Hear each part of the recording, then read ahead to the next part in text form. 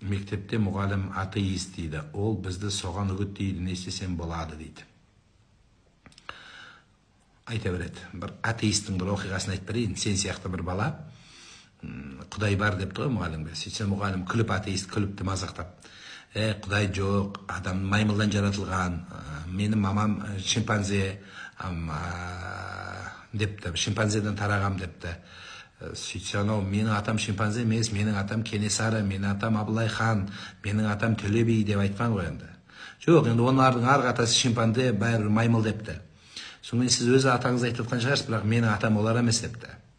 Сонымен оқушы мен баланың ортасында мұғалімнің ұстазында спор болады, біраз ортасында сөз талас болады. Сонда бала ашу келіп айтыпты, ана дүниеге барғанда мен Құдайдың алдында сізді айтам депті. Сөйтсе мұғалім күліпті, Құдай да жоқ, ана дүние де жоқ депті. Құдай менен ана дүниенің барлығына дәлел бар депті. Қандай дәлел? Юнус пайғамбар балықтың ішінде өмір сүрді депті. 40 күн. Сөйтсе мұғалім күліпті, көрдің бе міне, балықтың ішінде де адам өмір сүре ме деген екен. Сол кезде бала айтты, ана дүниеге барғанда мен Жүніс пайғамбардан сұрайым, сіз балықтың ішінде болдыңыз ба деп сұрайым, жәннетте депті. Сөйтсе мұғалім күліп, сенің пайғамбарың тозаққа түссе не болады депті. Онда сіз сұрайсыз депті. Точно болдың ба деп. Сол сияқты мұғаліммен таласпа.